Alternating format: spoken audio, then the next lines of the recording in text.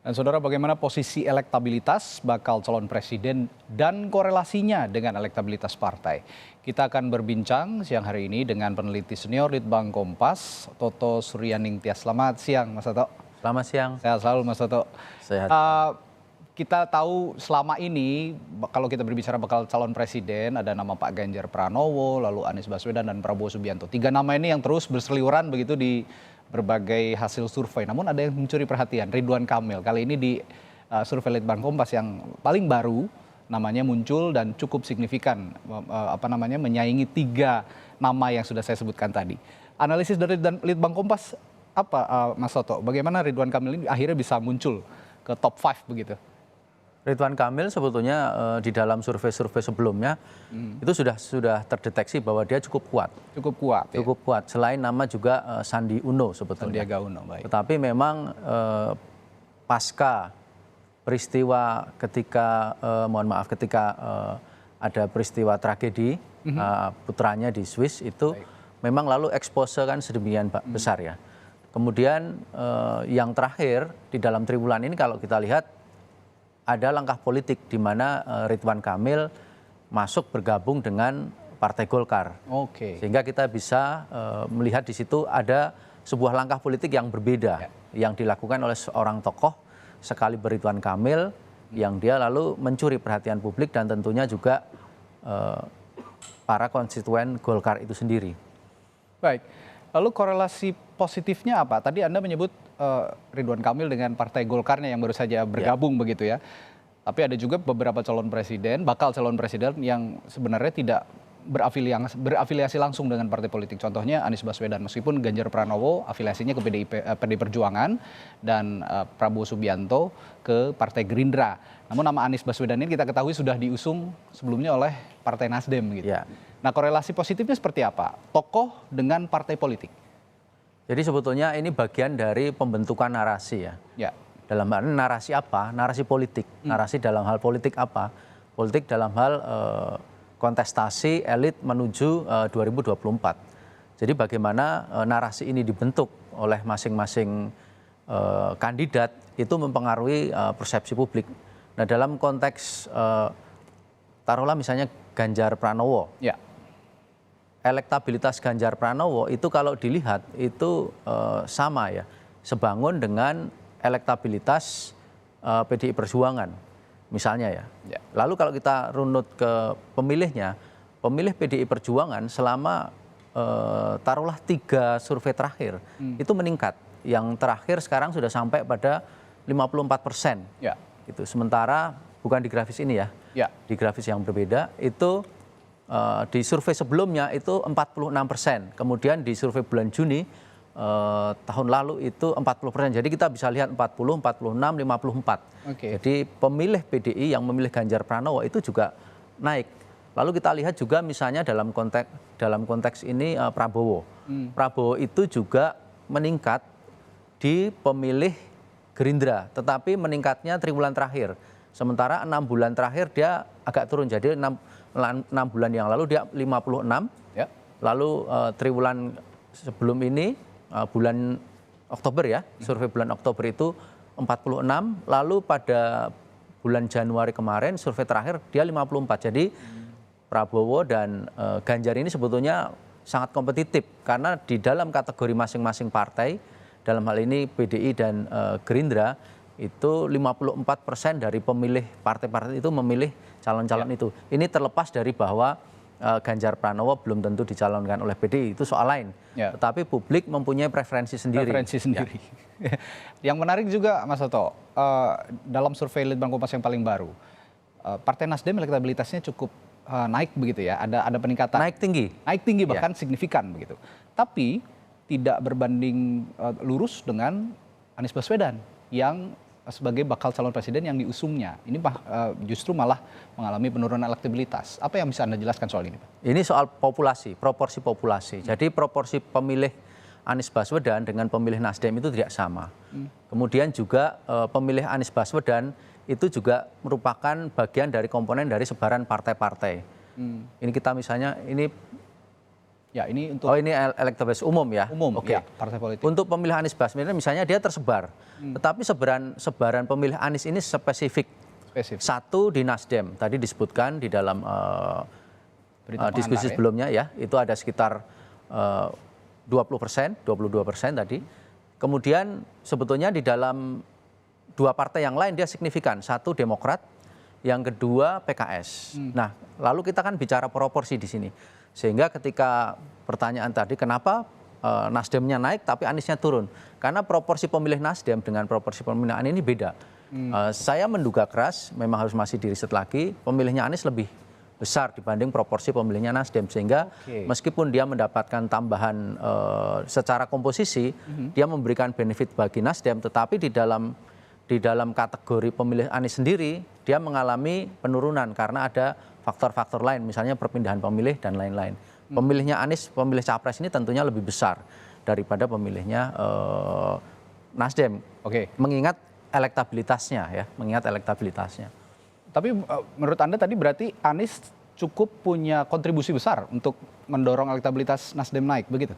Kalau kita bicara apa yang ada di hasil survei semacam itu, Oke, meskipun kita harus melihatnya dalam konteks yang lebih besar bahwa dalam tanda petik ya sikap Nasdem yang tetap mencalonkan Anies sebagai bakal calon presiden atau capres dalam hal ini ya, itu kan dilihat sebagai sebuah kepastian. Oke. Kepastian ini menjadi sebuah narasi yang jelas bagi pemilih Anies. Oh, kalau saya mau milih Anies, saya mendingan lewat Nasdem karena Nasdem yang paling jelas gitu. Oke. Itu yang dilakukan sebagian pemilih Demokrat dan sebagian pemilih PKS. Ya.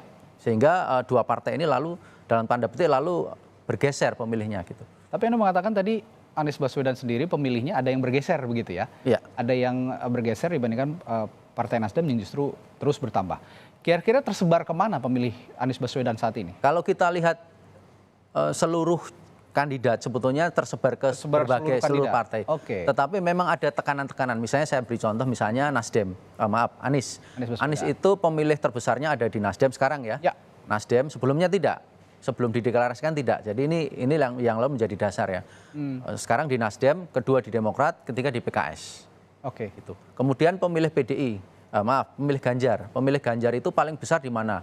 Tadi di PDI, kemudian yang kedua di PDI, di Perindo, di PKB. Perindo dan PKB. Ya, lalu di Golkar. Jadi PDI itu 54, Perindo itu 30%, PKB itu sekitar 28%, lalu Golkar itu 20%, lainnya belasan persen. Kemudian Prabowo itu pemilihnya banyak di mana? Prabowo itu pemilihnya satu pasti di Gerindra, 54%. Lalu yang kedua di Demokrat cukup banyak. Kemudian juga di maaf saya agak lupa. Di Partai Kebangkitan Bangsa mungkin karena mereka Tidak ya? Tidak terlalu banyak, ya. Tapi kira-kira semacam itu. Jadi Oke. tekanan dari masing-masing capres itu mempunyai tekanan yang beda. Tetapi kalau dicari sebarannya di seluruh partai pasti ada. Pasti ada. Baik. Ya, lalu Mas Soto, berbicara soal fluktuasi elektabilitas dari survei Litbang Kompas sebelumnya, yang saat ini, lalu yang mungkin juga ada di survei lain begitu.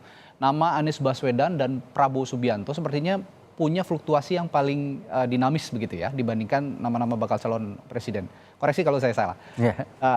Tapi apakah fluktuasi ini juga nantinya akan punya titik diam begitu, artinya tidak akan stabil begitu.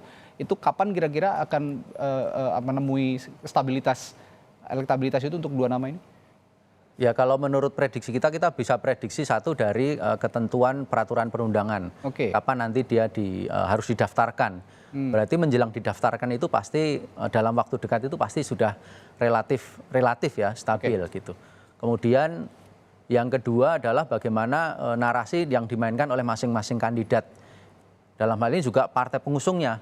Ini kan sekarang misalnya paling tinggi masih Pak Ganjar misalnya. Tapi situasinya kan tidak ada yang mencalonkan, gitu. Tidak ada yang mengusung dalam hal ini.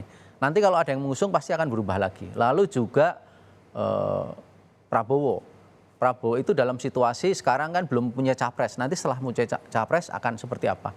Jadi narasi atau tawaran citra yang disampaikan kepada publik ini pasti akan mempengaruhi istilahnya tingkat kemapanan. Tetapi kita harus ingat juga begini. Dalam pemilu-pemilu sebelumnya, Ya.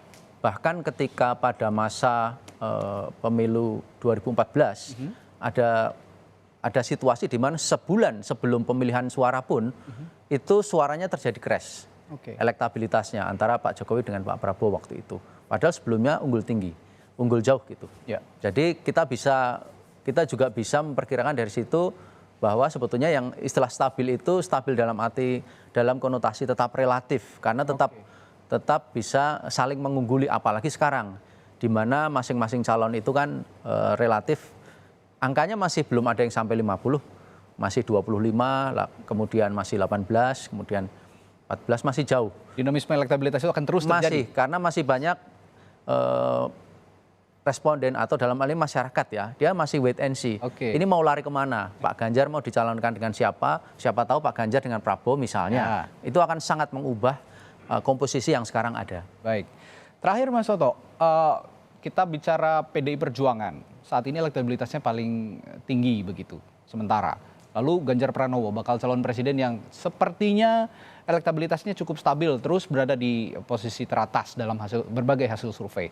Tapi PDI Perjuangan sendiri belum menetapkan Ganjar Pranowo sebagai calon presiden atau bakal calon presiden yang akan diusungnya nanti di Pilpres. Nah, bagaimana kedua tolok ukur ini antara Partai Demokrasi Indonesia Perjuangan dan juga Ganjar Pranowo punya posisi yang sama-sama kuat, tapi mereka sebenarnya belum saling terikat secara politik karena belum ada usungan dari PDI Perjuangan terhadap Ganjar Pranowo. Ya, pertama-tama ini wilayahnya Partai Demokrasi Indonesia Perjuangan gitu. Yang kalau dari saya adalah wilayah publik ya. Opini publik dalam hal ini responden. Responden itu tidak mau tahu. Jadi artinya tidak ada korelasi khusus sebenarnya ya. Mereka tahu tapi tidak mau tahu. Dalam arti begini, mereka suka ini. Oke. Gitu. Lain kalau misalnya lalu ada constraint tertentu ya. Misalnya seperti dalam kasus Pilkada 2016 misalnya atau 2017. Nah, tetapi jika tidak, inilah yang sebetulnya menjadi preferensi dari publik. Karena kita juga harus melihat bahwa sebelum kira-kira 2 tahun terakhir, elektabilitas Pak Ganjar ini sebetulnya kan sangat kecil. Gitu. Bisa dibilang 1% di dalam survei kami di Litbang Kompas. Tapi kenapa dia tiba-tiba naik? Gitu. Kemudian yang kedua adalah sampai dengan hari ini popularitas Pak Ganjar itu belum 100%, masih sekitar 70-an, 71 dan 72 gitu. Masih di bawahnya Pak Prabowo yang jauh lebih tinggi, hampir 90.